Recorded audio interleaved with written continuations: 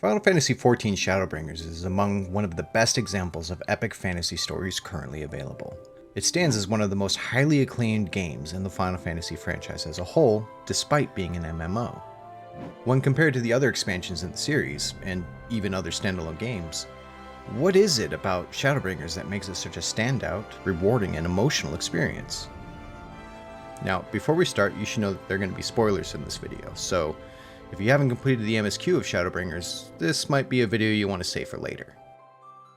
So, to get into what makes this game so good, we kinda have to know what's at the core of good storytelling. Well, we as an audience are trained from a young age to craft stories, to notice structures and overtures that aren't explicitly explained to us. We notice the beats of a story. We know when a movie is just bad or when it's good, without any actual knowledge or degrees on the concept of storytelling. It's like watching a professional ballet. You don't know all of the work and effort that goes into a dance being so captivating, but you do notice if someone slips up or their timing is off. In general, we all inherently recognize the three-act structure of storytelling, or as is sometimes called, the hero's journey. Typically, a story like this involves a status quo, the way things are. In Shadowbringers' case, this is the world ravaged by light and a dwindling civilization. Then an event happens, and the hero has to overcome the challenge by rising up. In Shadowbringers, this is being pulled into the world to kill the Light Wardens and return the night sky, all resulting in a climax of spectacle and adrenaline, followed by the resolution of the story. I don't know about you, but hearing Arbert talk through my character's mouth gave me goosebumps. This is our future. Our story. And in particular, we all love seeing things getting wrapped up, having our questions answered, and defeating the villain of the story. So when something follows that structure, we immediately feel rewarded. So naturally, this is where Shadowbringers really shines, as it is practically the climax and resolution of the story of Final Fantasy XIV: A Realm Reborn. Yeah, the story technically will finish in Endwalker with Xenos and Zodiark and Fandaniel and all that stuff, but the vast majority of things are explained and finished within this expansion. You have the origins of Hydaelyn and Zodiark, the origins of the Ascians, what the rejoining truly is, and why they seek it so fervently. More importantly, we sympathize with the villains to an extent.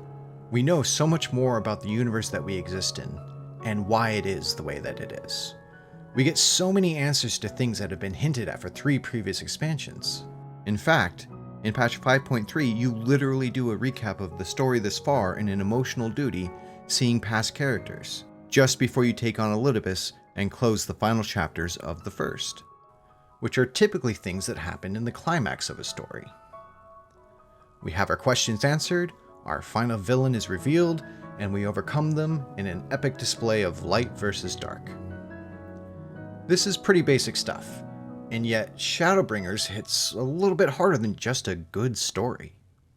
Well, Square Enix basically trained us to feel that way, using techniques like reincorporation and psychology to pull us further into its story.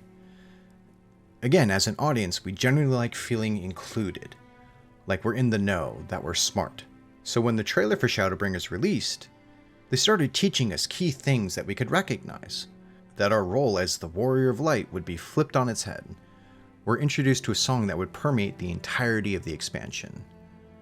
There was key dialogue that was given to us, hidden in plain sight,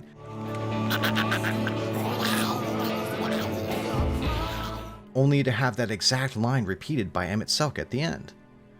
Weary wanderer, you've no fight left to fight, no life left to live.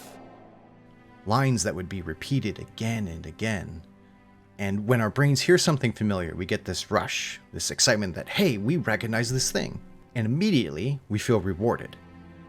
This happens again and again throughout this expansion in epic, climactic moments, and even more mundane ones.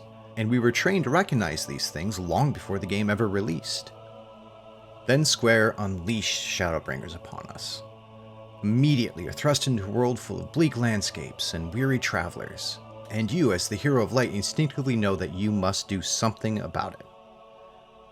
They've done this in every expansion, of course, making you as the player feel like the hero of the story, but in Shadowbringers, they really focus on it. The Crystal Exarch from the beginning treats you as this mystical hero of Eld, that I might call upon the aid of the greatest of heroes. which is again repeatedly played out to you through the course of the expansion by various characters. Even Emmett Selk, your main nemesis of the game, does this to a degree. I placed my faith in you.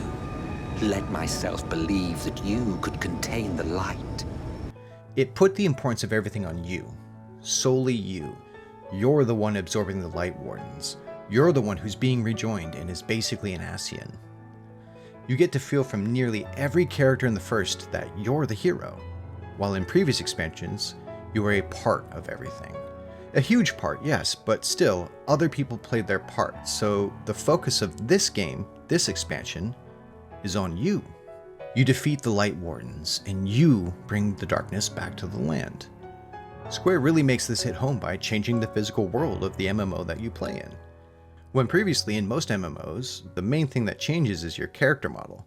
It isn't often that an entire map changes based on a single action that you make. It makes you feel more connected to it, a part of the world, as opposed to just playing a game within a defined set of rules, reaffirming that you are the one and only hero of this story. The warrior of darkness has come. And it isn't just the environment around you, but everything else that exists in this world supports this concept. Especially the characters. They're just arguably better than before. Each character we run into has a full story. Tesleen, though it ends in tragedy, hits us from the get-go. The sadness and struggles of Ardbert and how he fought and failed to save this world. Seto, a damned amount, even has a touching backstory. Rin's entire story and how it pertains to growth, not only for her, but Thancred as well. Each with fully fleshed out storylines and resolutions. I could go on, but you get the point. Not only do you feel more important because you're a part of these stories, but it makes the other characters you spend your time with in this game feel like real people, people you can connect with. You get a sense of growth from them, and from yourself. This is a part of why Heavensward was held in such high regard, because a big part of that story was with Alphinaud growing as a person. The amount of people who just tolerated or outright hated Alphinaud, dubbing him the Redditor in some cases, readily shifted perspective on him post-Heavensward. This isn't just about the character stories themselves. It's supported by the voice acting and the character animations.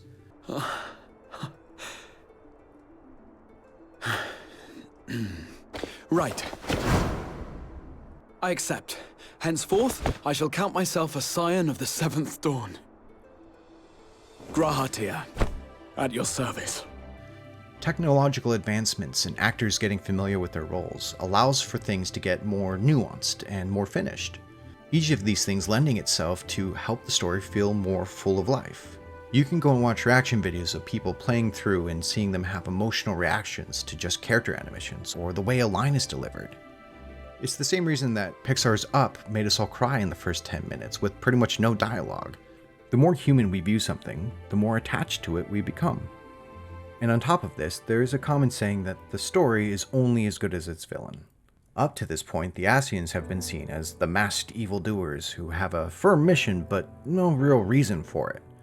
They're just the bad guys because the script says they're the bad guys. But in Shadowbringers, we get Emmett Selk, who is humanized. We sympathize with him and can understand why he's doing what he's doing, and it makes him a more compelling character for it. I will bring back our brethren, our friends, our loved ones. The world belongs to us and us alone. It fills us with a sense of conflict when we have to confront him. It makes us sad to do something, as opposed to, I'm the good guy killing the bad guy. Again, crafting a connection to ourselves and our emotions. Hell, this story is so intertwined with voice acting and character animation and repetition that a simple snap from a cloaked figure in the middle of a boss battle can make you feel something and tell you yet another level of a story. It's profoundly amazing. And within all of that, we're concluding a major story point that's been around since the start of A Realm Reborn. It all ties together. The story is for and about you as the player. The game feels rewarding to play.